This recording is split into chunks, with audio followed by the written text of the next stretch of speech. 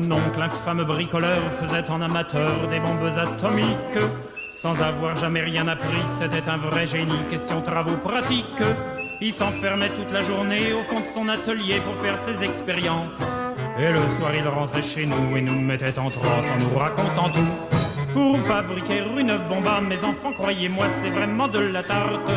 La question du détonateur se résout en un quart d'heure, c'est de celle qu'on écarte.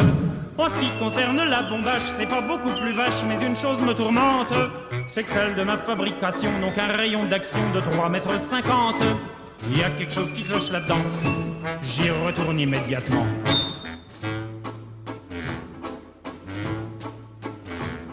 Il a bossé pendant des jours, tâchant avec amour d'améliorer le modèle. Quand il déjeunait avec nous, il dévorait d'un coup sa soupe au vermicelle. On voyait à son air féroce qu'il tombait sur un os, mais on n'osait rien dire. Et puis un soir pendant le repas, v'là tonton qui soupire et qui s'écrie comme ça: à mesure que je deviens vieux, je m'en aperçois mieux, j'ai le cerveau qui flanche. Soyons sérieux, disons le mot, c'est même plus un cerveau, c'est comme de la sauce blanche. Voilà des mois et des années que j'essaye d'augmenter la portée de ma bombe. Et je ne me suis pas rendu compte que la seule chose qui compte, c'est l'endroit où ce qu'elle tombe. Il y a quelque chose qui cloche là-dedans, j'y retourne immédiatement.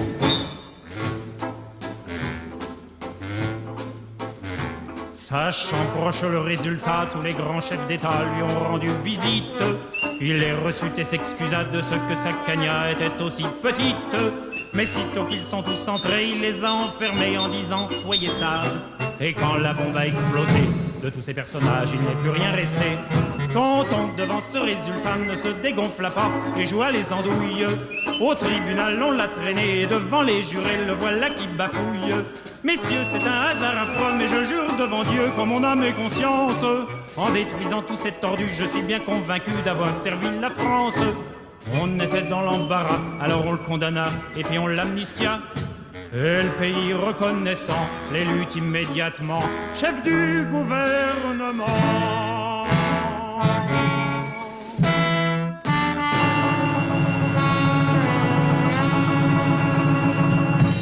Bonjour à toutes les auditrices et tous les auditeurs de Civis Pacem, l'émission de l'Union pacifiste sur Radio Libertaire. Le gouvernement israélien continue sa guerre à Gaza depuis bientôt un an sans se préoccuper ni du nombre de victimes palestiniennes ni du nombre d'otages israéliens morts à Gaza. Le 1er septembre 2024, l'armée israélienne a annoncé, comme vous le savez, la mort de 6 nouveaux otages sortis de la bande de Gaza. Des dizaines de milliers d'Israéliens ont alors manifesté dans plusieurs villes pour réclamer un accord sur la libération des otages.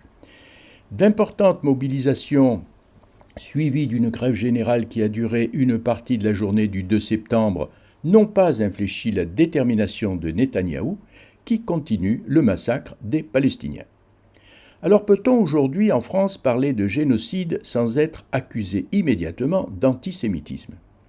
C'est pour cette raison que nous choisissons de donner la parole à des Israéliens qui, courageusement, s'opposent à la politique de leur gouvernement et parlent, eux, de génocide.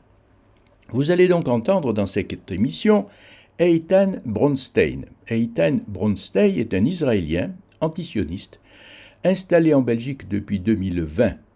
Eitan n'a qu'un souhait, que ses compatriotes prennent conscience du crime dont ils sont en train de se rendre coupables à l'encontre des Palestiniens et qu'ils cessent immédiatement les massacres à Gaza. Il a été interrogé le 5 septembre 2024 sur la chaîne belge Investigation sur sa position si délicate de celui ou de celle qui dénonce un génocide tout en appartenant au groupe génocidaire.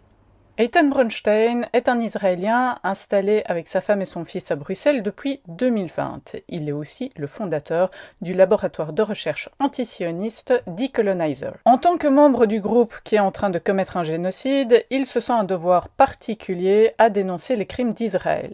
Nous avons rencontré Eitan Bronstein pour savoir pourquoi il est tellement important à ses yeux que des parallèles puissent être tracés entre le génocide rwandais il y a 30 ans et celui qui se déroule en ce moment à Gaza. J'ai beaucoup de mal avec le génocide qui se déroule à Gaza par Israël. Et j'ai déjà fait plusieurs vidéos, de discours, discussions avec des Israéliens, mais d'autres aussi.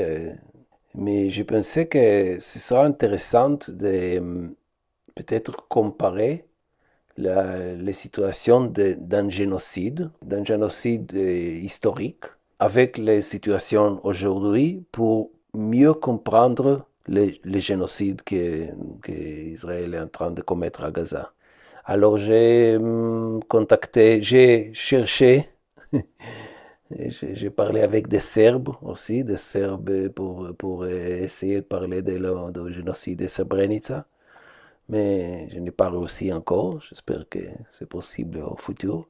Mais j'ai réussi à trouver Lauriane Nezimana, qui est Hutu rwandais, et on a devenu amis, je peux dire. Et oui, alors c'était l'idée, oui, de parler du génocide à Rwanda et voir un peu les choses différentes, mais aussi similaires entre le génocide à Rwanda et le génocide en Palestine. Je pense que la chose la plus similaire, c'est le déni et l'ignorance des génocidaires même. Pour eux, ils sont les victimes. Et la média a joué un rôle très important d'incitation, en fait, et contre les Tutsis. La média et aussi les politiciens, évidemment. Et, ce point, c'est très similaire à la situation en Israël. Et la média cache presque totalement les choses qui se passent aux Palestiniens à Gaza. La souffrance des Palestiniens à Gaza, on ne voit pas dans les télévisions israéliennes. C'est comme une chose qui n'existe pas. Alors les Israéliens ne savent pas ce que la situation vraiment, ne savent pas de manière de vraiment voir des visages des Palestiniens ou des corps des Palestiniens, tu sais, des bombardements des hôpitaux.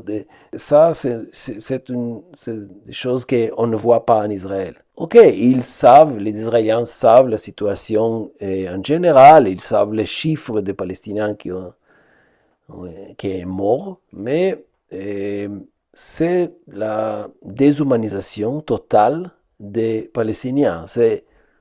Leur vie ne coûte rien. C'est comme, ok, ils ont perdu la vie, c'est à cause de Hamas. L'argument que tous les Israéliens, presque tous les Israéliens disent, c'est que le Hamas se cache derrière des civils. Alors, il faut tuer le Hamas, c'est comme ça, il faut tuer le Hamas, et il se cache, alors c'est justifié de bombarder les hôpitaux parce qu'ils se cachent là-bas, ou ils se cachent dans une mosquée, ou dans une école. Et s'il y a des civils là-bas, c'est la culpabilité de Hamas. J'imagine que tu réfères à ce que Netanyahou, le premier ministre, a dit aux soldats israéliens qu'on doit se souvenir d'Amalek, les Amalécites. Et tous les Israéliens savent cet mythe biblique qui est comme un commandement de Dieu de tuer tous les Amalécites. Et sans pitié aux enfants, les femmes. Et il y a encore des gens en Israël, même politiciens, qui justifient le meurtre des enfants et des politiciens et des gens très connus qui ont déjà déclaré qu'on doit tuer tous les gens là-bas. Mais je voudrais aussi ajouter une chose que pour moi, c'est parce que je suis israélien. Pour moi, ce n'est pas une discussion politique ou juste une discussion d'éthique, ou de morale. Pour moi, c'est aussi un sujet personnel avec mes proches, les gens les plus proches pour moi. C'est mes enfants, mes petits-enfants, mes amis là-bas. Et pour moi, partie entre eux justifie le génocide. Et pour moi, c'est une douleur vraiment très, très forte pour moi. Et j'essaie de trouver plusieurs arguments pour ça. Par exemple, j'ai pensé, qu'est-ce qui va passer aux Israéliens si dans 5 ans, le cours international va décider que c'était un génocide. Alors, il y a beaucoup de gens en Israël, je crois, qu'ils sont des gens honnêtes, dignes. Tu sais, c'est pas que tout le monde sont fascistes qui vont tuer tous les Palestiniens. Non, il y a des gens, c'est pas normaux comme ça. Qu'est-ce qu'ils vont penser? Ok, si le cours international, la loi internationale décide que Israël a commis un génocide, comme en Srebrenica, que c'était le cas, comme en Rwanda, la loi internationale a décidé ça. Alors, j'imagine que ce sera un choc très très grand pour les Israéliens, parce qu'aujourd'hui, presque tout le monde là-bas dénie, et il dit non, c'est pas un génocide. Alors, comment ils vont vivre comme ça, avec ça? Et pour moi, c'est très important de parler dès aujourd'hui de cet avenir. Cet avenir est menaçant pour les Israéliens. Alors c'est aussi un argument un peu pragmatique. C'est parce que pour eux, je pense que c'est mieux de commencer à comprendre que c'est possible qu'on va trouver et le monde va définir cette situation comme un génocide. Alors c'est aussi parce que je m'inquiète de mes proches. Je les vois comme des génocidaires et je m'inquiète d'eux aussi, beaucoup. Oui. Mais il y a aussi une chose que Lauriane m'a appris, et une très grande différence entre les situations, parce qu'il y avait à Rwanda des gens comme Lauriane qui opposaient les génocides et les génocidaires. Et ils ont pris des risques, même risques de vie. Et même sa sœur a été tuée par les génocidaires parce que même si elle est toute Hutu, elle a caché des Tutsis, elle a aidé des Tutsis pour enfouir le pays. Alors, il y avait des gens qui résistaient, même dans l'intérieur de la société génocidaire des Hutus. Ils ont résisté, ils ont opposé ouvertement les génocides. Et en Israël, il n'y a pas. Il y a des gens aujourd'hui qui disent, OK, il faut arrêter cette guerre, mais la majeure partie qui parle comme ça, c'est plus pragmatique et pour avoir les otages israéliens, pour arrêter la guerre au Liban, avec Liban, avec Hezbollah, tout ça. Alors, et il y a aussi des gens, mais toute petite minorité, qui sont contre même le génocide, et ils définissent ça comme génocide. Mais c'est que des paroles. Le maximum, c'est des manifestations, que c'est très important. Mais tu sais qu'en Israël, tu ne peux pas dire... il y avait des cas que des gens qui ont manifesté avec des pancartes Stop the Genocide, et ils ont été arrêtés immédiatement. Alors, et même s'il peut parler de ça dans une manifestation, c'est que des paroles, mais pas vraiment, il ne fait pas vraiment des choses pour résister, pour essayer d'arrêter. Alors, c'est une différence avec les situations de l'Orient et d'autres Hutus qui ont essayé à arrêter le génocide. Et comment tu expliques ça justement qu'on ait pu voir au Rwanda qu'il y avait des Hutus modérés qui ont protégé des Tutsis et que c'est quasi absent en Israël? Oui, je pense que je peux expliquer ça avec l'histoire. L'éducation sioniste est très très fort. Aujourd'hui même, j'ai lu par exemple dans les partis sionistes, dans les parlements, tous les partis ont presque la même position. Aujourd'hui, personne ne soutient même la solution des 2 États. Alors, entre tous les Israéliens, ils ont presque le même regard, la même position par rapport le régime, par rapport les solutions. Par exemple, tous les Israéliens et Juifs, presque tous les Israéliens soutiennent les lois d'État-nation. Les lois d'État-nation qui définissent Israël comme un État juif. Alors oui, il y a des gens très extrémistes, on sait, gens comme Ben Gvir et Smotrich et tout ça. Pour eux, il faut nettoyer tout la Gaza, peut-être tuer, je ne sais pas si tuer tout le monde, mais ouvertement, ils parlent de nettoyer ethniquement tout le Gaza, les Gazaouis, et y établir des colonies juives à Gaza. Mais c'est encore plus ou moins minorité, je ne sais pas, c'est une grande minorité en Israël. Mais alors, c'est les différentes entre l'extrême, très, très, très extrême, juifs et fascistes, et très, très racistes, et des juifs plus libéraux, qui sont pour Israël comme un État juif. Tous les libéraux sont pour Israël comme un État juif. Il y a toute une petite minorité antisioniste, des gens comme moi, mes amis, oui, il y a plusieurs, peut-être 1000 des Israéliens juifs, mais c'est toute une petite minorité.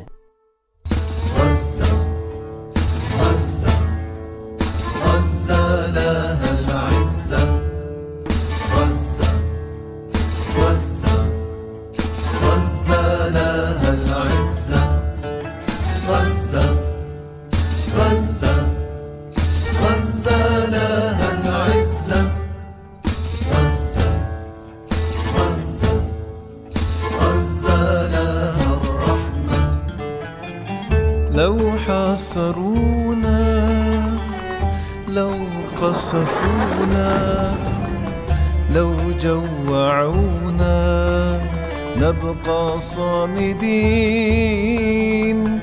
لو دمرونا لو شردونا لو هجرونا نبقى صامدين نبقى ثابتين نبقى مرابطين أرضنا فلسطين غزة غزة غزة لها العزة غزة غزة غزة لها العزة غزة غزة غزة لها العزة غزة غزة غزة لها الرحمة لو قتلونا لو جرحونا لو أسرونا كل هات السنين من بيوتنا أخرجونا من أطفالنا حرمونا كل البلدان نسيونا لن نبقى ساكتين على الله متوكلين دائما مرددين أرضنا فلسطين حسبنا الله ونعم الوكيل حسبنا الله ونعم الوكيل حسبنا الله ونعم الوكيل نعم المولى ونعم النصير حسبنا الله ونعم الوكيل حسبنا الله ونعم الوكيل حسبنا الله ونعم الوكيل نعم المولى ونعم النصير يا من إلى رحمته المفر ومن إليه يلجأ المضطر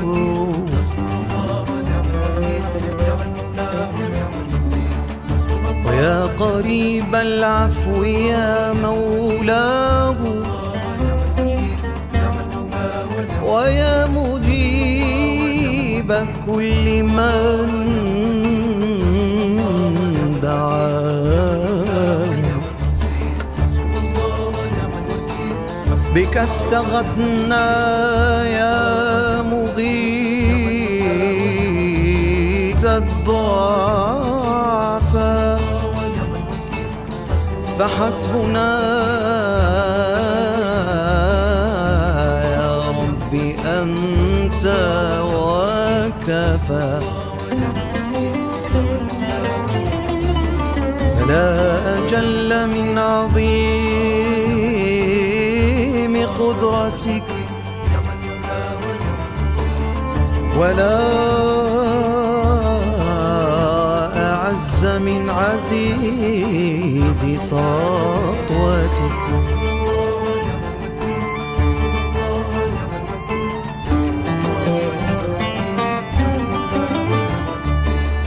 يا ربي بهم وبآلهم عجل بالنصر وبالفرج يا ربي بهم وبآلهم عجل بالنصر وبالفرج يا الله يا الله يا الله يا الله الله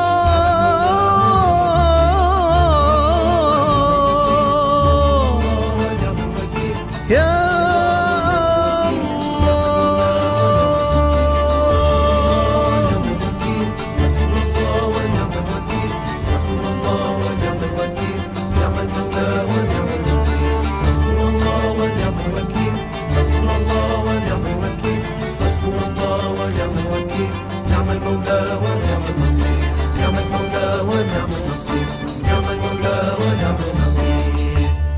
Après ce morceau de musique du groupe palestinien Al-Firdos Ensemble qui est intitulé Gaza, nous reprenons le dialogue de l'israélien antisioniste Eitan Bronstein. Eitan Bronstein, qui a été interrogé le 5 septembre 2024 sur la chaîne belge d'investigation, sur la position très délicate de celui ou de celle qui dénonce un génocide tout en appartenant au groupe génocidaire. Israël a perdu. 7 octobre, Israël, c'était une chose sans précédent de perdre et de traumas collectifs. Mais je pense qu'Israël continue à perdre chaque jour depuis 7 octobre. Il ne gagne pas. La seule chose qu'Israël gagne, c'est la satisfaction des vengeances. Tu sais, ils ont nous tué, alors on va tuer beaucoup plus. Évidemment, c'est contre l'intérêt d'Israéliens, je pense. Parce que la vengeance, ok, tu tues et tout, alors, ok, comment tu sors de cette situation? Il n'y a pas sorti pour les Israéliens. Tout le monde reste dans le trauma de 7 octobre, dans la victimisation, dans les mentalités des victimes. Nous sommes les seules victimes, les plus grandes victimes, historiquement dans les génocides à Europe et maintenant. Et dans cette situation, je pense que les Israéliens payent un prix, et tout le monde sait, c'est pas un secret. En Israël, il y a une dépression très très grave des Israéliens, mais je pense que même pour le futur, va être très très difficile pour Israël de sortir de cette situation. Et personnellement, je pense que on va voir la fin d'Israël comme un projet sioniste. Tu sais, avec l'économie relativement forte, mais il va payer beaucoup de sanctions qu'on va avoir contre Israël et que je soutiens évidemment. Je pense que c'est très très important les sanctions. J'espère qu'on va avoir bientôt les décisions de la Cour pénale internationale qui va décider de l'arrestation des dirigeants israéliens, aussi de Hamas, ok, mais beaucoup dans le monde ouest, on peut dire. Voir Hamas comme une organisation terroriste. Mais la grande nouvelle, c'est qu'on peut voir les dirigeants israéliens comme criminels de guerre. C'est pas possible de passer ou changer la mentalité sans la justice aussi. la justice contre les dirigeants qui ont dirigé ce génocide et même contre des soldats qui ont fait des choses, des crimes de guerre, crimes contre l'humanité. Oui, on va avoir des justices et c'est très important aussi. Et très important que les Israéliens aient pris conscience de ça. Et c'est pas que à cause de l'antisémitisme, parce qu'en Israël, c'est déjà les réactions, toutes les réactions contre les possibilités d'arrestation de Netanyahou et Gallant, c'est à cause de l'antisémitisme, à cause que le président de cour est libanais, alors il est arabe, évidemment, il est contre nous. Des conneries comme ça, c'est vraiment, et c'est pas que des dirigeants politiciens qui disent ça, c'est même mes amis. C'est un parallèle. Est-ce que c'est à cause de l'antisémitisme, la haine de soi? Même cette question, c'est la preuve la plus grande de succès d'Israël, malheureusement.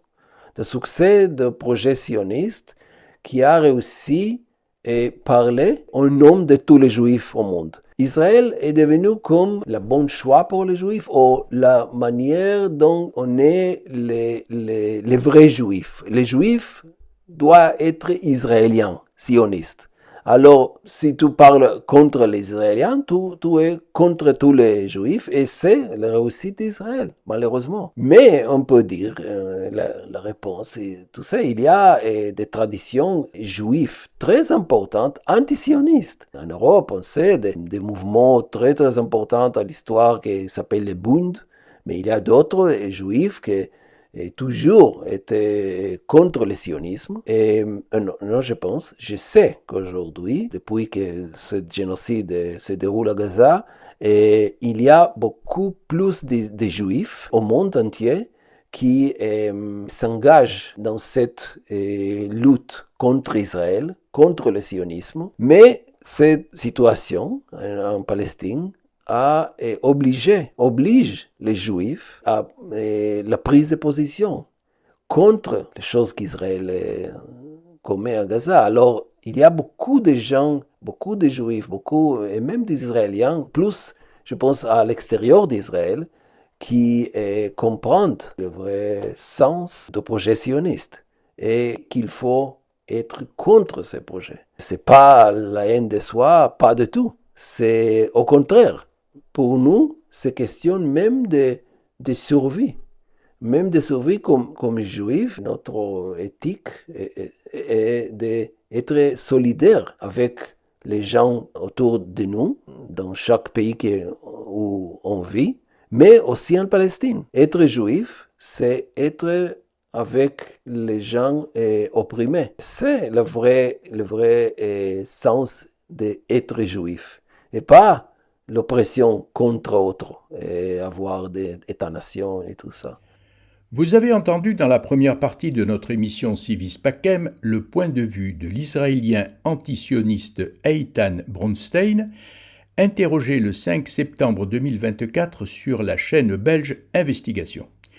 Il nous a dit les difficultés qu'il rencontre à convaincre ses compatriotes israéliens de ne plus soutenir le gouvernement génocidaire et au contraire de réclamer un cessez-le-feu immédiat à Gaza. Nous pensons que Eitan Bronstein ne sera pas accusé d'antisémitisme. Nous allons entendre maintenant Enzo Traverso. Enzo Traverso est un historien italien, professeur à l'université Cornell aux États-Unis, spécialiste de la modernité politique européenne et du judaïsme. Il vient d'écrire un petit livre qui est intitulé « Gaza devant l'histoire ». Alors avec Julien Théry, professeur des universités, membre du laboratoire Histoire, Archéologie, Littérature des mondes chrétiens et musulmans à l'université Lumière Lyon 2, il s'entretient avec Enzo Traverso qui revient sur la façon dont, en présentant l'attaque du 7 octobre comme un pogrom, on falsifie les faits en les assimilant aux violences perpétrées jadis contre les minorités juives par les majorités chrétiennes. Le 28 juillet 2024, l'historien français, donc Julien Terry, s'entretient avec l'historien italien Enzo Traverso sur Le Média pour dénoncer justement une gigantesque manipulation de l'histoire. Gaza devant l'histoire. C'est le titre du petit livre de l'essai d'intervention que vient de faire paraître mon invité Enzo Traverso. Bonjour, bonjour Julien Terry. Bonjour Enzo, tu es professeur d'histoire européenne du XXe siècle à l'université de Cornell aux États-Unis. Tu t'es intéressé aux révolutions notamment, mais tu t'es intéressé aussi beaucoup à l'histoire du judaïsme, à l'histoire des intellectuels juifs. Je pense à un livre en particulier qui s'appelle « La fin de la modernité juive ».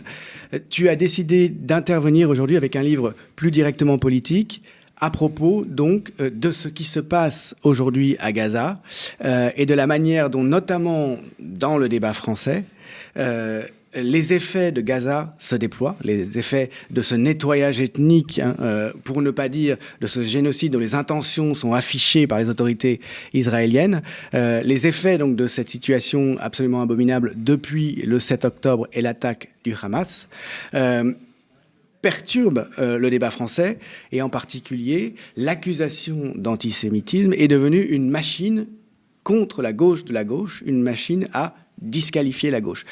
J'ai en tête aussi, à ce sujet, une tribune qui m'a frappé parmi beaucoup d'autres, une tribune d'historiens qui est parue dans Le Monde, des historiens tout à fait compétents, tout à fait réputés, dont certains même ont fait des travaux remarquables sur d'autres génocides, qui avancent des contre-vérités évidentes en parlant de pogrom, pour décrire ce qui s'est passé le 7 octobre, c'est-à-dire en appliquant une catégorie qui n'a absolument rien à voir à aucun égard avec ce qui s'est passé ce jour-là, avec l'attaque perpétrée par le Hamas, et qui, dans leur tribune aussi, pour accuser d'antisémitisme ceux qui défendent la gauche palestinienne, tout simplement dénient le caractère colonial et postcolonial de l'entreprise sioniste et de l'État d'Israël d'aujourd'hui. C'est-à-dire qu'ils remettent en cause des données. Pourquoi est-ce que lorsque l'on est un historien des mouvements d'émancipation, un historien de la gauche au XXe et au XXIe siècle, un historien du judaïsme, on écrit aujourd'hui, dans les circonstances actuelles,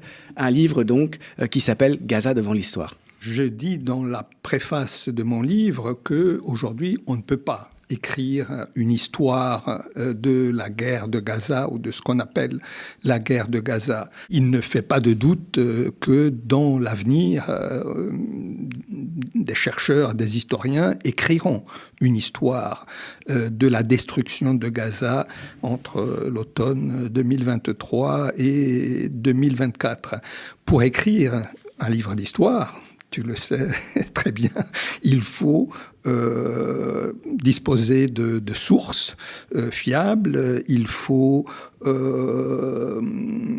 avoir une connaissance de tous les acteurs de ce conflit, il faut disposer de tout un ensemble d'éléments qu'aujourd'hui, nous n'avons pas. Il faut, pour écrire l'histoire, il faut pouvoir regarder les événements avec un recul, avec une distance critique que nous n'avons pas aujourd'hui.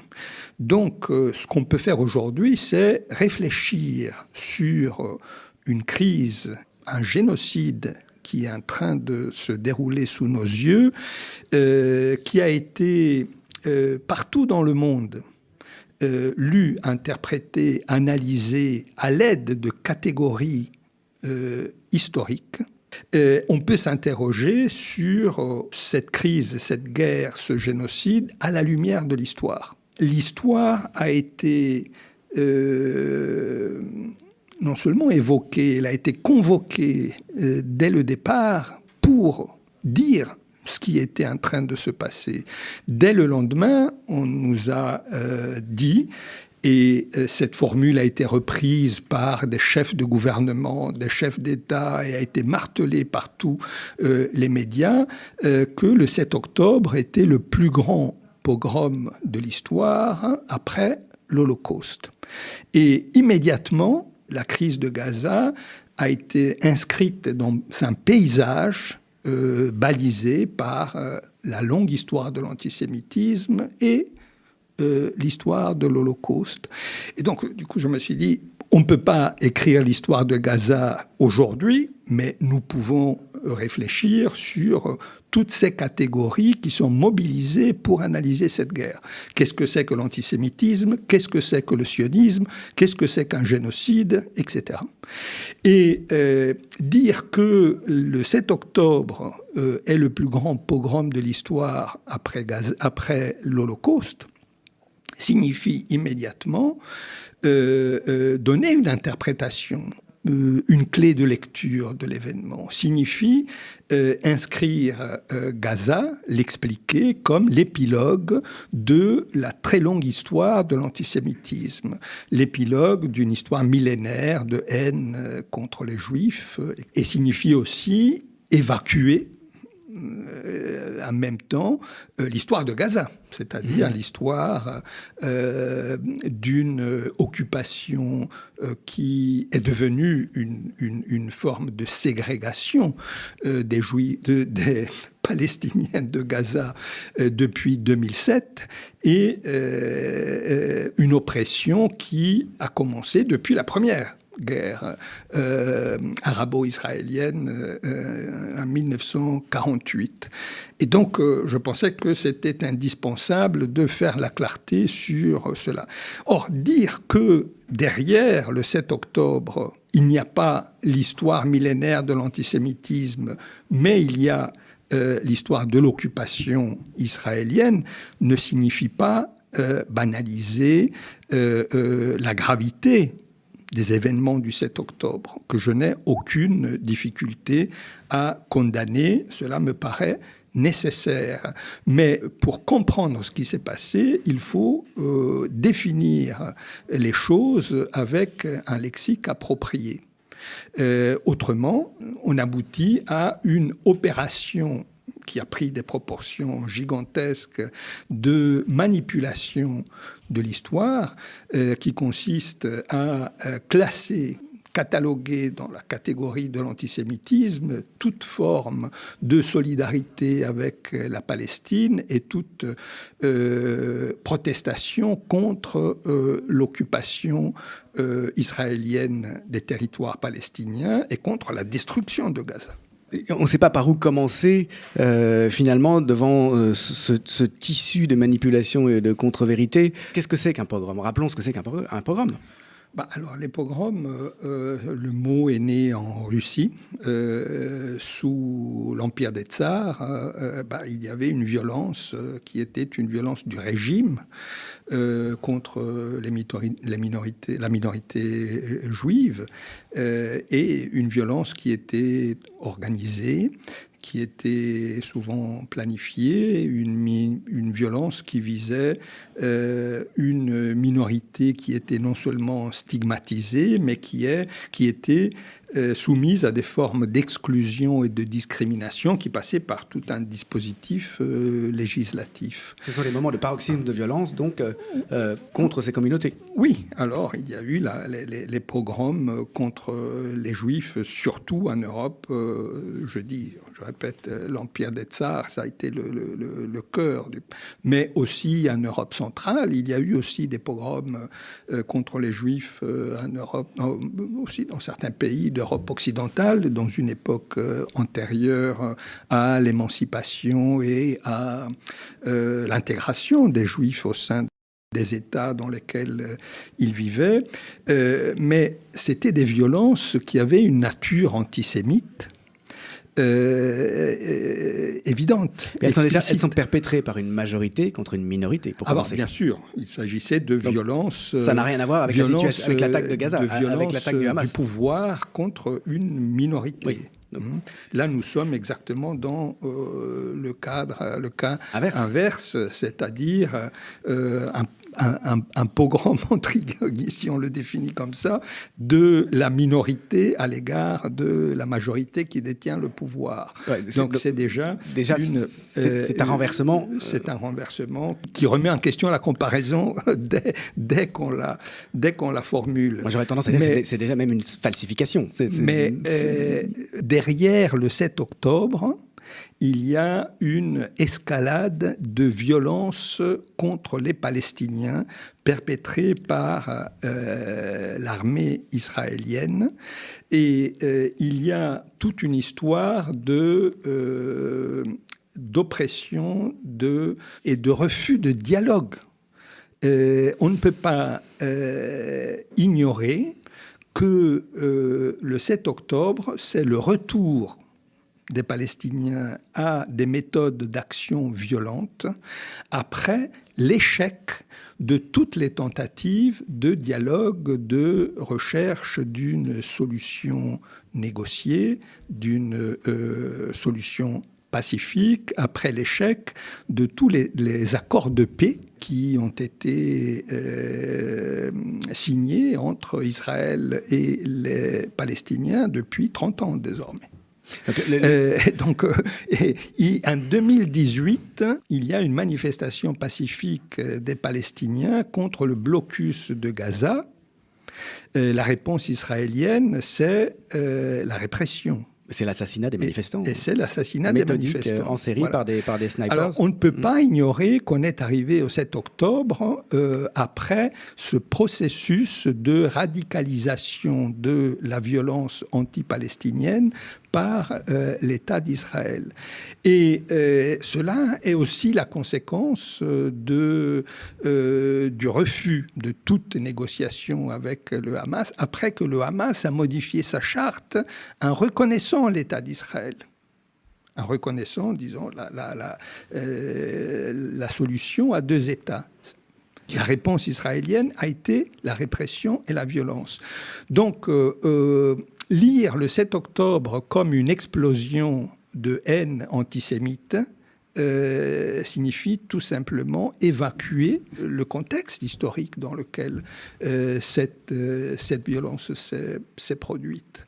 Et je crois qu'un minimum d'honnêteté politique et intellectuelle devrait nous empêcher de tomber dans une dérive ou alors d'opérer consciemment une telle manipulation.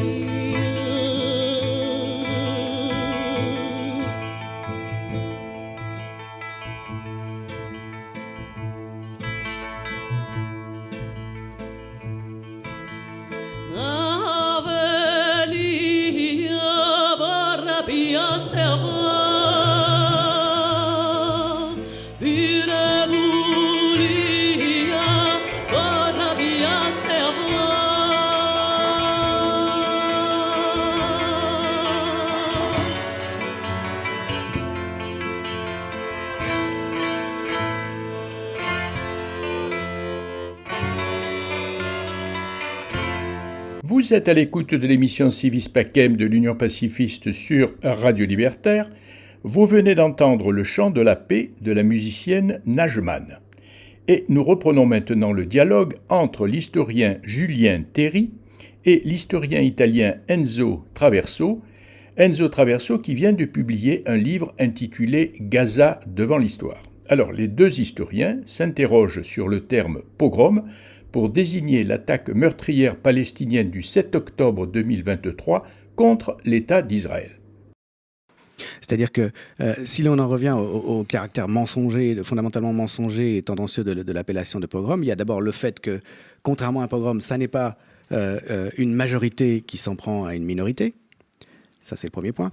Mais aussi, tu viens de dire, contrairement à un pogrom, ça n'est pas une situation dans laquelle une population qui est occupée militairement, dont le territoire est occupé militairement, résiste.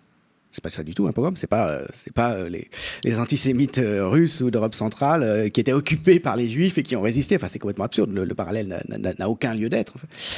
Et puis, tu le disais, cette attaque qui est objectivement une résistance contre une occupation, on ne peut pas dire le contraire, on peut la désapprouver dans son principe, on peut la désapprouver dans les atrocités qu'elle a commises, mais on ne peut pas ne pas dire que c'est une résistance face à une occupation, ça c'est impossible, sinon c'est dénier les données, même pas les faits.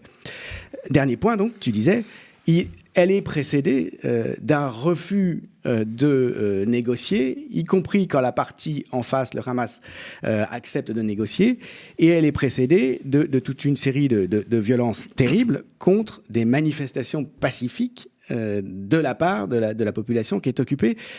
On peut ajouter aussi qu'il y a ce blocus de Gaza qui est organisé méthodiquement par l'État d'Israël et qui met la population de Gaza dans une situation sanitaire, dans des conditions de vie à tous égards inadmissibles et absolument terribles. Oui, alors là, je pense qu'il faut ajouter quelques éléments dans ce contexte qu'on a essayé de très rapidement de décrire. Et Israël s'apprêtait, avec le soutien et même l'inspiration des États-Unis, à signer des accords de paix avec l'ensemble des pays arabes de la région. On l'avait déjà fait avec un certain nombre sur le dos des Palestiniens. C'est-à-dire, on s'acheminait vers une situation dans laquelle on actait la fin de la Palestine. Des accords de paix entre Israël et le monde arabe sont la Palestine. Et donc, le 7 octobre a été événement violent et traumatique qui a remis la Palestine comme un acteur incontournable de la situation.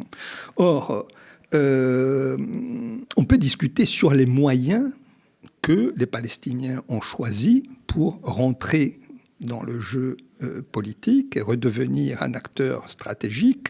Et encore une fois, je pense que les méthodes qu'ils ont choisies sont des méthodes abominables, sont des méthodes qu'on ne peut pas cautionner, sont des méthodes qui nuisent à la cause palestinienne. Mais une chose, c'est défendre une cause légitime avec des méthodes inappropriées.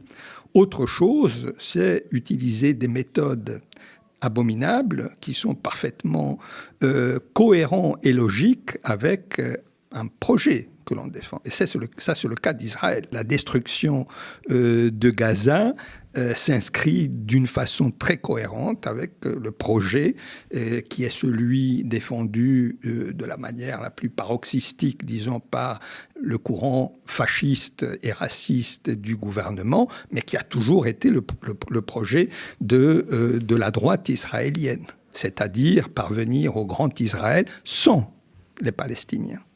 Alors ça c'est un peu le contexte. Or, moi, je n'ai aucune difficulté à reconnaître que l'attaque du 7 octobre est une attaque terroriste, est une attaque que l'on peut condamner, mais des méthodes terroristes si on regarde l'histoire, encore une fois, si on revient à une intelligence historique des événements, des méthodes terroristes ont toujours été utilisées par des mouvements de résistance, des mouvements de libération nationale. Et le film de Gillo Pontecorvo, La bataille d'Alger, qui a été primé au Festival de Venise, dans une scène cruciale de ce film, on voit des femmes algériennes qui se déguisent françaises, disons, et qui vont poser des bombes dans des cafés fréquentés par la jeunesse française. Quand on lit Frantz Fanon, on trouve une véritable théorie de la violence comme source d'humanisation et d'émancipation, de libération décolonisée. On peut discuter de tout cela. Évidemment, on peut discuter de tout cela. Toutes les atrocités coloniales auxquelles font réponse. Et si on les met hors champ, évidemment, ça devient odieux. Cela est évident. Oui. Dire que le 7 octobre est le résultat d'une violence terroriste qui disqualifierait est une stupidité si on part du constat que depuis le 7 octobre, les États-Unis ne font que négocier avec le Hamas par toute une série d'intermédiaires, mais le Hamas est de facto l'interlocuteur des Israéliens. Dans le débat de ces derniers mois, un projet de cessez-le-feu, on attend la réponse du Hamas. Et d'où vient la réponse du Hamas? Même pas du Qatar, elle vient des tunnels de Gaza. Et donc, ceux qui ont organisé cette attaque sont devenus des acteurs de facto reconnus partout, par toute la communauté internationale. Ça, c'est la situation. Il faut prendre acte de cette situation. Il faut regarder les choses telles qu'elles sont. On a l'histoire de la résistance en Europe est aussi l'histoire d'actions que l'on considère rétrospectivement comme héroïques, dans plusieurs cas, de violence contre les civils. Ça, c'est l'histoire de tous les mouvements de libération. C'est l'histoire de l'ANC en Afrique du Sud. C'est l'histoire des Viet Cong au Vietnam. C'est l'histoire de la résistance en Europe. Alain Grèche, qui avait été l'invité du média peu de temps après le 7 octobre, je crois, définissait le terrorisme stricto sensu comme les violences contre les civils, des violences aveugles contre des civils. Et à cet égard, il y a aussi, bien sûr, l'exemple du sionisme, des attentats sionistes très nombreux, souvent aveugles, contre des civils, qui ont été perpétrés par des gens qui sont devenus ensuite des leaders de l'État d'Israël. Menachem Begin, Yitzhak Shamir, entre autres, ont été à la tête de mouvements ouvertement terroristes. Le groupe Stern. La bombe à l'hôtel King David. Par exemple, c'est ça. De Jérusalem, presque une centaine de morts. Avec des objectifs politiques qui correspondent dans leur structure à ce que tu décris finalement des effets de l'attaque planifiée par le Hamas, à savoir changer une position dans un rapport de force et dans une négociation. Et donc, à cet égard, il n'y a rien de spécifique, au fond, à la façon dont le Hamas s'est comporté et à cette attaque. Si je comprends bien. Mais alors, je dis cela non pas pour, défendre le Hamas. Non, mais j'ai bien compris. Alors, peut-être qu'il y a de la part de Sinwar, de la part du leadership du Hamas, un calcul cynique. Je ne l'exclus pas du tout. Le calcul cynique qui consiste à dire on a la capacité d'organiser cette attaque absolument inattendue, spectaculaire, traumatisante, qui va révéler toute la fragilité, la faiblesse de cet État qui se présente comme une espèce de forteresse imprenable, et la réponse sera atroce, mais le martyre des Palestiniens pourra être utile à la cause palestinienne. Je n'excluse pas qu'il y ait un calcul de ce genre. Ça paraît même probable, non ? C'est même probable. Et évidemment, on peut discuter de cela. Mais alors, le 7 octobre, quand on a pris la mesure de l'atrocité de l'attaque, moi, je me suis dit, les Palestiniens sont en train de se suicider, de signer leur... parce que personne ne pourra défendre... Alors, il y a eu la réponse israélienne. Toujours. Il y a toujours eu la réponse israélienne. Et les Palestiniens sont apparus pour ce qu'ils sont, c'est-à-dire des victimes.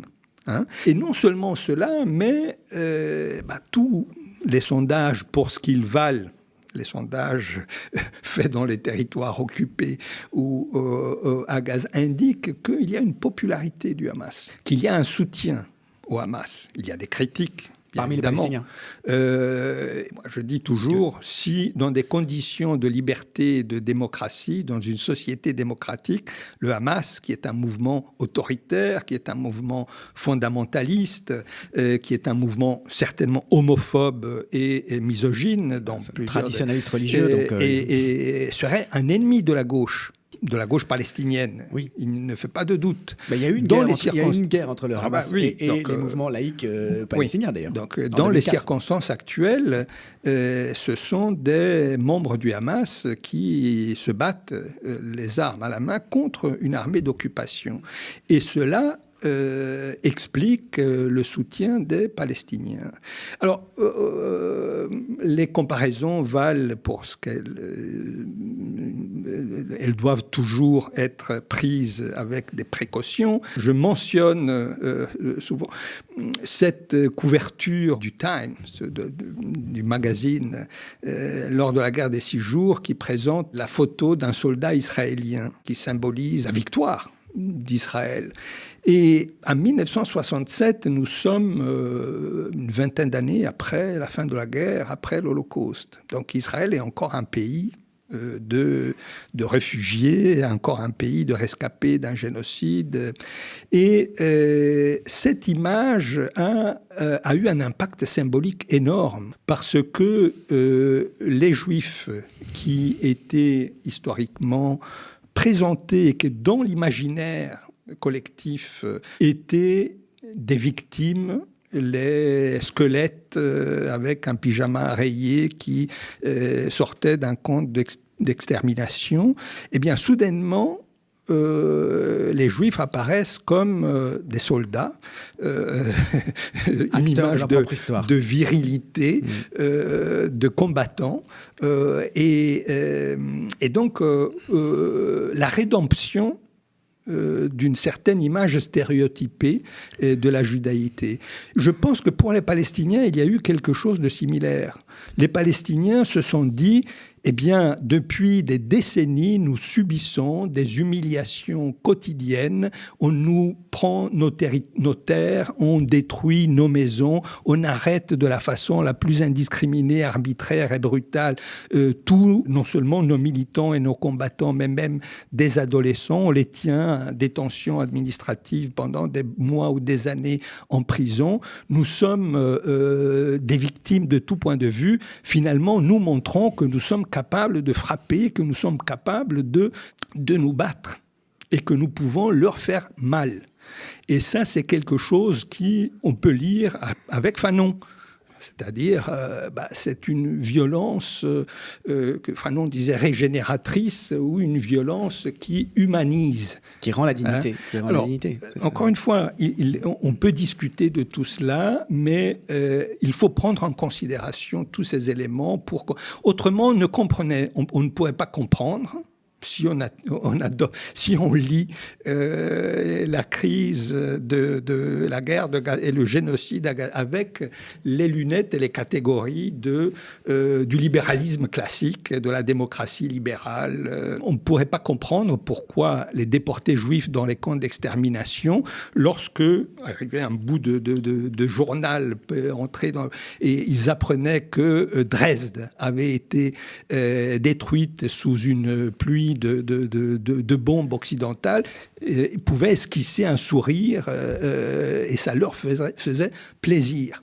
Pourquoi Primo Levi, lorsqu'il dit dans La Trêve que ça lui fait plaisir de voir les Allemands qui finalement ne sont plus les dominateurs, mais qui sont... et les Allemands, on sait ce que ça a été que la Deuxième Guerre mondiale pour la société civile allemande et pour les civils allemands. Hein? Et donc, j'ouvre mon essai en faisant cette comparaison.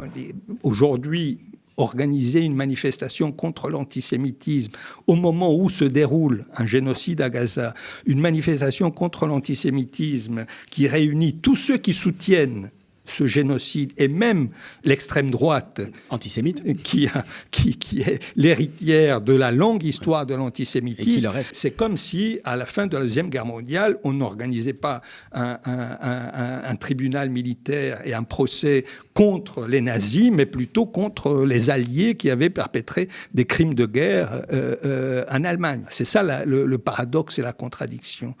Et d'ailleurs, c'est intéressant quand on fait une histoire de la mémoire de l'Holocauste, précisément, le débat qui a eu lieu en Allemagne dans les années 80, ce qu'on appelait le Historikerstreit. Il y avait un historien qui était le grand historien révisionniste allemand, Ernst Nolte, qui disait « Oui, les chambres à gaz, évidemment, personne ne peut les défendre. Les chambres à gaz ont été une tragédie, etc. Mais les nazis réagissaient à une menace qui était la menace bolchevique. Et les premiers à agir de façon violente ont été les bolcheviks, évidemment. Et donc, qu'est-ce que ça a été que la violence nazie a été une exagération, une surenchère, une dérive dans une réponse qui était légitime.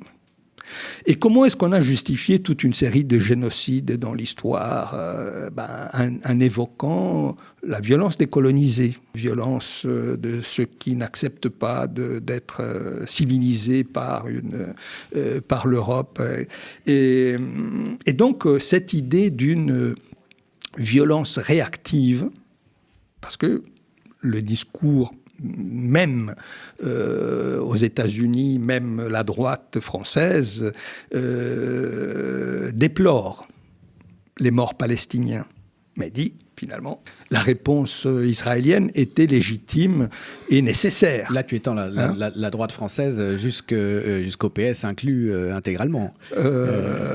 Puisqu'il déplore, il ne dénie pas le fait qu'il y a aujourd'hui au moins 40 000 morts officiellement, en réalité probablement le double, et des morts induites encore plus nombreuses, il ne le dénie pas. Simplement, c'est un fait qui passe au second plan d'une certaine façon, qui est expliqué d'une part rationnellement, comme tu le dis là, comme réaction à la violence illégitime, en l'occurrence du Hamas, d'un côté, et puis de l'autre, il cache difficilement quand même qu'une vie de colonisé, en l'occurrence palestinien, ne vaut pas une vie de colonisateur. Les discours extraordinaires de François Hollande, par exemple, mais aussi d'autres membres du PS, où je pense à des journalistes, notamment du Printemps républicain, qui ont fait déployer des trésors de pédagogie pour dire que c'était pas la même chose de tuer un enfant en réagissant à des attaques terroristes, et même 1000 enfants, et même 10 000, parce que l'esprit n'était pas le même, et que donc on pouvait pas mettre ça sur le même plan. מה זה, איך לא הגעתי ורגליי עייפות? מה זה, איך זה יגעתי ופניי אפורות? איך כוסו השמיים, איך אחו בי המים, איך הסרתי תקווה מעל הארץ הזאת? איך כוסו השמיים, איך הרמתי ידיים, עד הוסרה תקווה מעל הארץ הזאת? ليه تعبوا رجلي وقلبي وجع وزاد ليه غمضت عينيا وصوتي في صدى جاب شفت السماء صافية وشفت الشمس طالعة أملي كبير في عينيا من أجل الأرض دي شفت السماء صافية وشفت الشمس طالعة أملي كبير في عينيا من أجل الأرض دي شخمة צייה יש להמריה ריה מן הרקיע קיע שמש תופיע עד שנגיע עד שנפתיע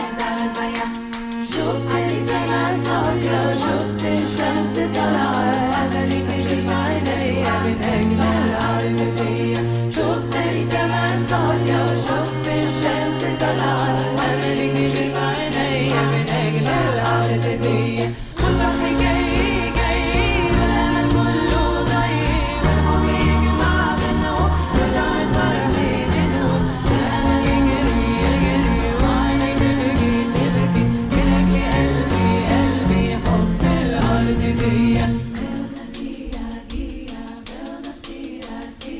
بيرنا فيها فيها في الأرض فيا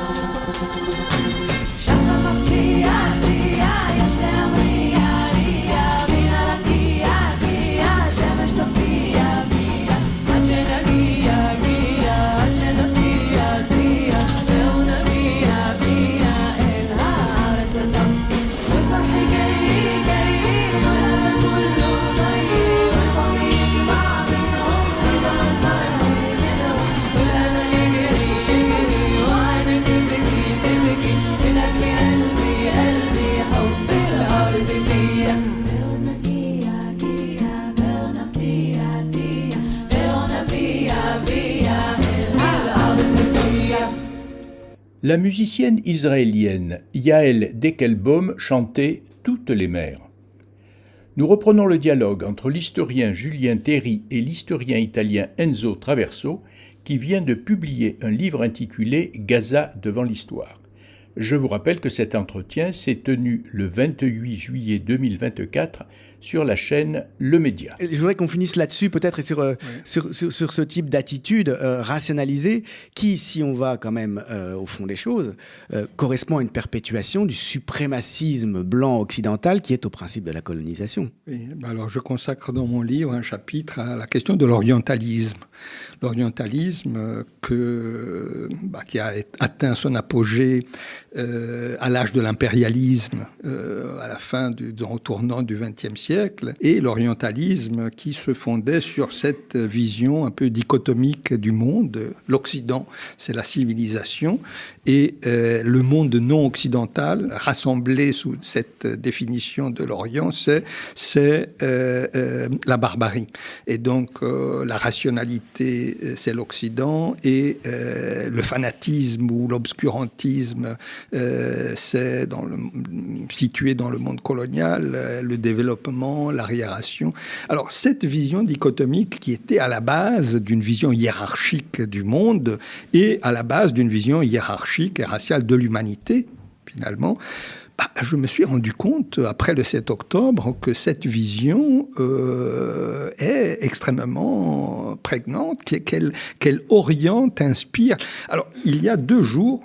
Cela fait même pas 2 semaines que je suis rentré en France. Je ne vis pas en France, donc ce n'est pas pour intervenir dans un débat français que j'ai écrit ce petit livre, mais j'ai écouté François Bayrou qui disait « Je ne peux pas voter pour la France insoumise quand je vois Rima Hassan avec son kéfier palestinien. » Parce que ce serait antisémite. Parce que ce serait antisémite. C'est-à-dire l'idée qu'une oppression qui est faite par des Juifs, un nettoyage ethnique, un génocide qui sont planifiés par des Juifs ne peuvent pas en être et ne peuvent pas être désignés ainsi. Parce que ce serait au nom des Juifs. Il y a la Cour de justice internationale des Nations Unies qui a lancé diffusé l'alarme contre un risque plausible de génocide en cours.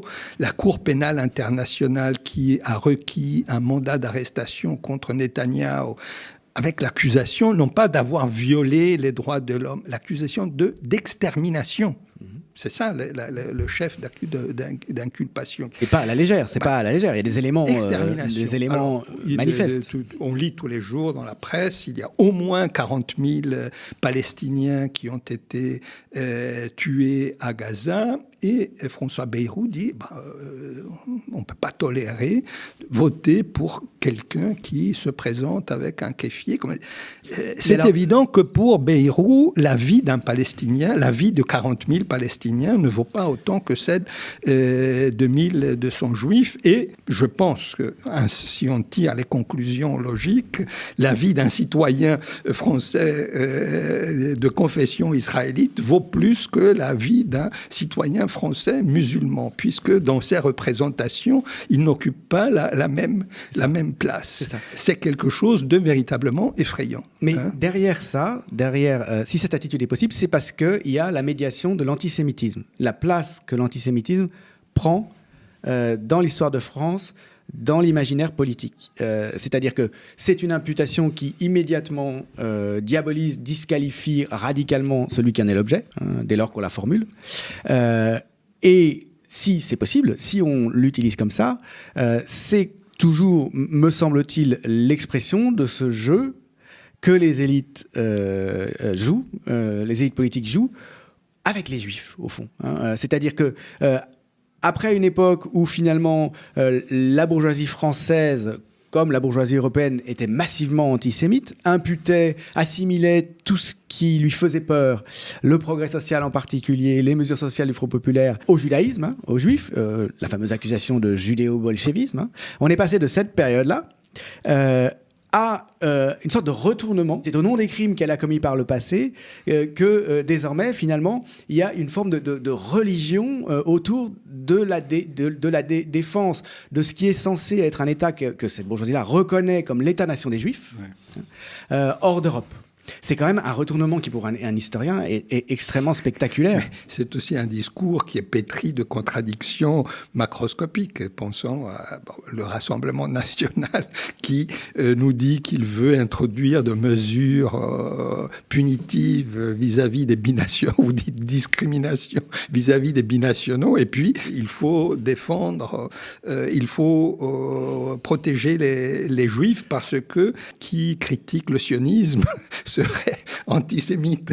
Donc, c'est une contradiction absolument évidente. Mais alors, ce discours, c'est ce que aux États-Unis, ça fait partie du débat. Là, on a weaponized cette instrumentalisation de l'antisémitisme qui se transforme en arme dans le combat politique. Et là aussi, si on étudie l'histoire, aussi on connaît, même superficiellement, l'histoire du monde juif, on sait très bien que le sionisme a toujours été minoritaire au sein du monde juif. Ça n'est plus le cas aujourd'hui, semble-t-il. Il y a eu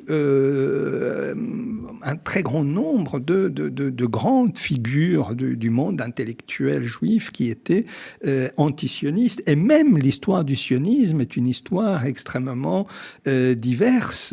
Au sein du sionisme, il y avait des courants marxistes et des courants fascistes. Il y avait des courants qui prônaient la création en Palestine ou ailleurs, mais en Palestine, d'un foyer national juif et pas d'un État national juif. Ce qui fait une grande différence. Qui n'ont jamais conçu la création d'un foyer national juif comme la création d'un État opposé aux Palestiniens ou fondé sur l'exclusion et l'expulsion des Palestiniens. Et cette identification ou équation abusive entre antisionisme et antisémitisme a indigné beaucoup de Juifs. Et là encore, c'est une falsification historique, tout simplement. C'est une falsification historique. Je vis aux États-Unis et j'ai vu et j'ai participé au mouvement contre la guerre dans mon université, dans les campus. Il y a une présence massive des Juifs dans le mouvement contre la guerre. une présence massive, ce n'est pas une ou deux, quelques personnalités. C'est une présence massive, organisée, qu'on ne peut pas ignorer. Si on va à Columbia, le campus qui a été mis en épingle, qui a été montré, si on va à Columbia, quand on voyait dans ce campement, Jewish Voice for Peace, c'était une présence très significative.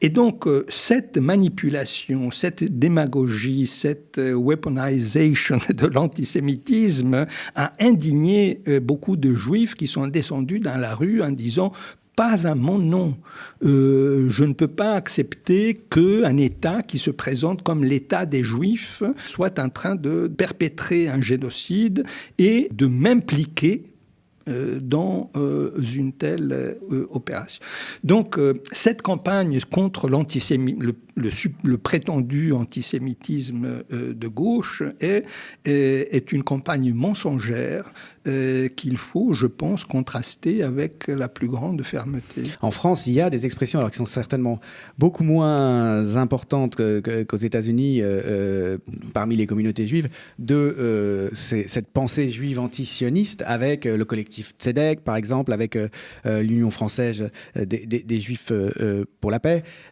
qui martèlent, qui mettent bien en avant le fait que la revendication de l'État, l'appareil d'État, l'État-nation, appareil d'État d'Israël aujourd'hui, de représenter les Juifs, puisque c'est ça, au fond, c'est la revendication abusive de cet État. Et si on nous attaque, ce sont les Juifs qui sont attaqués.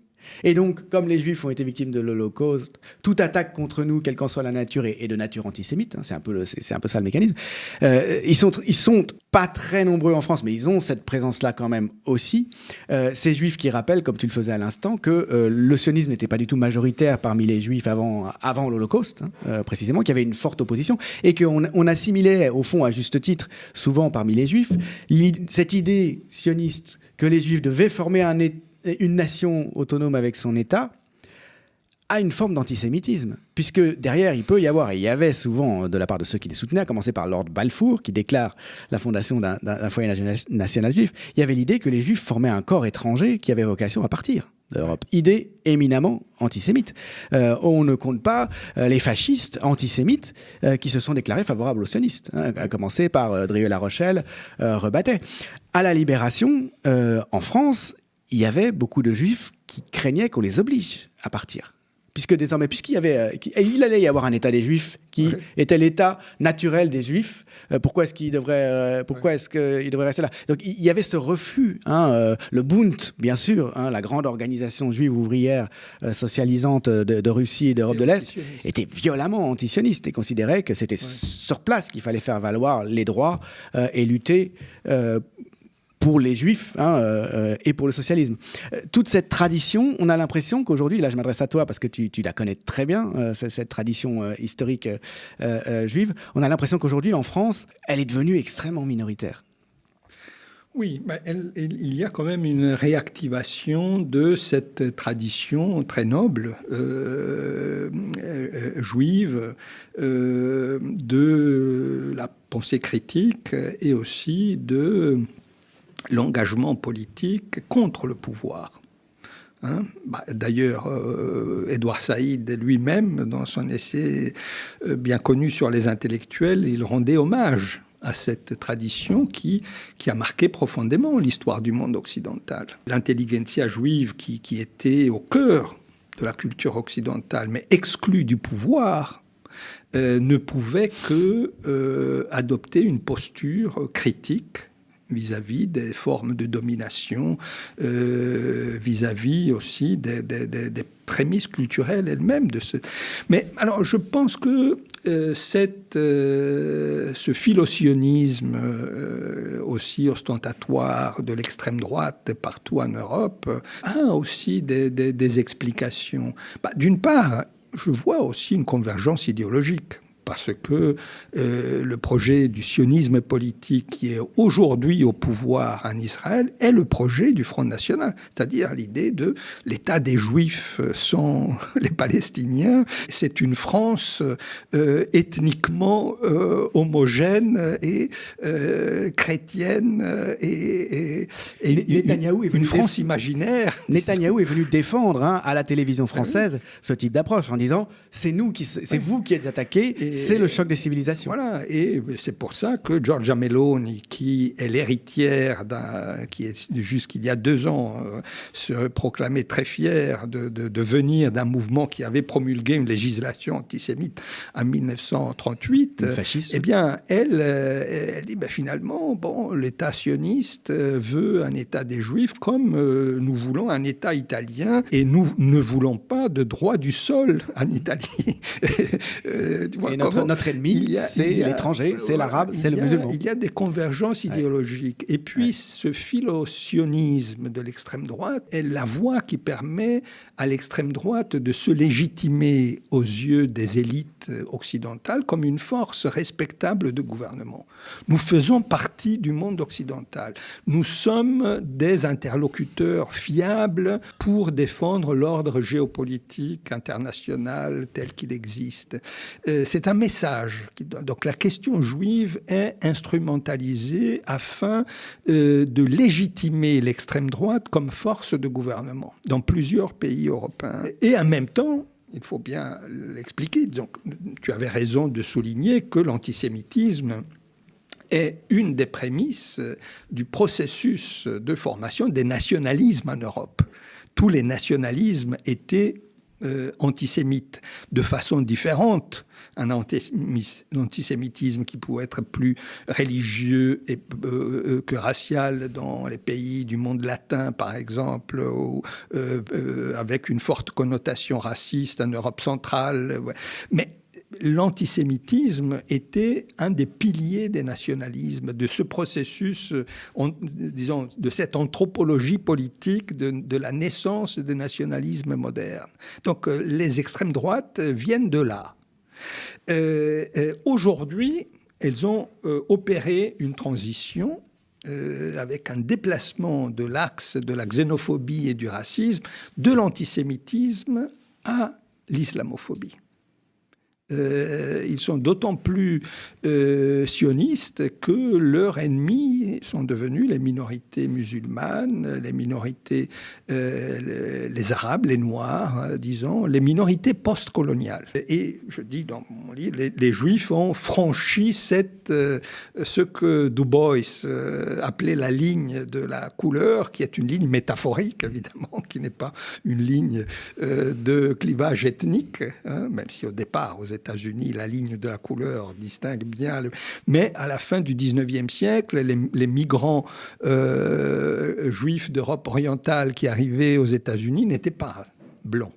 Les Italiens et les Polonais, les Grecs qui arrivaient aux États-Unis n'étaient pas des blancs. Ils sont devenus blancs. Ils ont franchi cette ligne de la couleur métaphorique.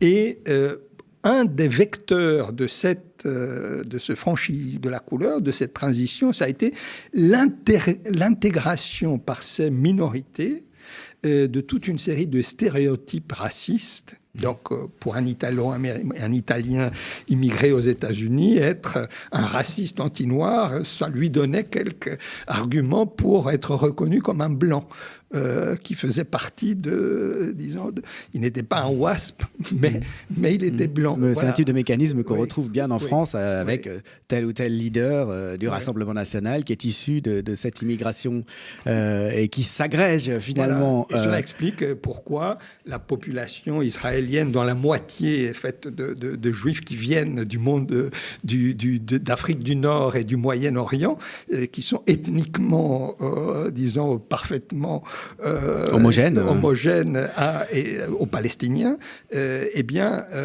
ils sont considérés comme appartenant au monde occidental. Ils ont franchi cette ligne de la couleur métaphorique qui oriente notre regard et qui définit aussi notre position et qui fait que les victimes de l'attaque barbare du 7 octobre valent beaucoup plus que les victimes des bombes israéliennes. Nous arrivons à la fin de notre émission Civis Pacem. Alors je tiens à remercier la chaîne belge Investigation qui nous a permis d'entendre l'Israélien antisioniste Eitan Bronstein qui affirme que Israël commet bien un génocide à Gaza. Et je remercie aussi la chaîne française Le Média qui nous a permis d'entendre l'historien italien Enzo Traverso qui vient de publier un livre intitulé Gaza devant l'histoire. Je pense que nous avons tous compris que l'histoire était utile pour analyser la situation actuelle de la guerre d'Israël à Gaza, mais guerre aussi qui s'étend bien sûr à la Cisjordanie et peut-être en définitive contre tous les Palestiniens. Je remercie aussi Frédéric qui assure la diffusion de nos émissions Civis Pacem et je vous dis à la semaine prochaine. Ciao, ciao.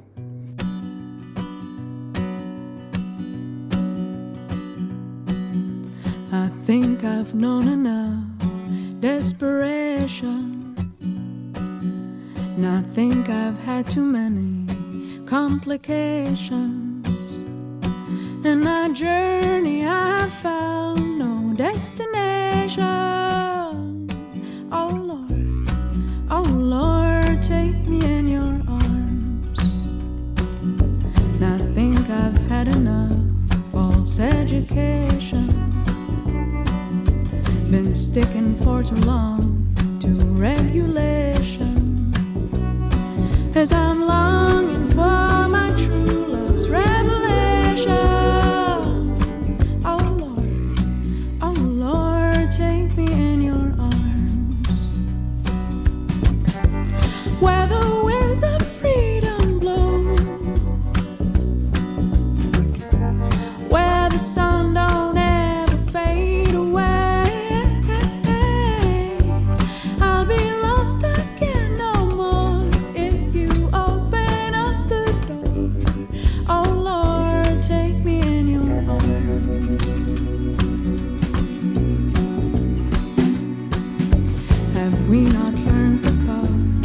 Segregation, that there's no true reward for domination. It's been passing through too many generations. Oh Lord, take us in your arms, where the winds of freedom blow, where the sun don't ever fade away. We'll be lost again no more if you open up the door. Oh Lord, take us in your arms.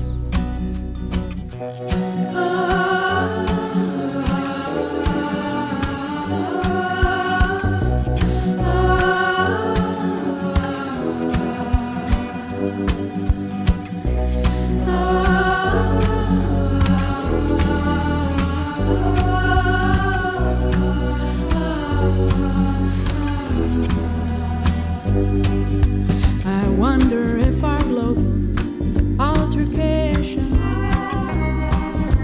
can be resolved by chief organizations, or the rainbow's ever-changing variation. Oh Lord, take us in your arms, where the winds of freedom blow, where the sun don't ever fade away. We'll be lost again no more if you open up the door. Oh Lord, take us in your arms. We'll be lost again no more if you open up the door. Oh Lord, take us in your arms. We'll be lost again no more if you open up the door. Oh Lord, take us in your arms.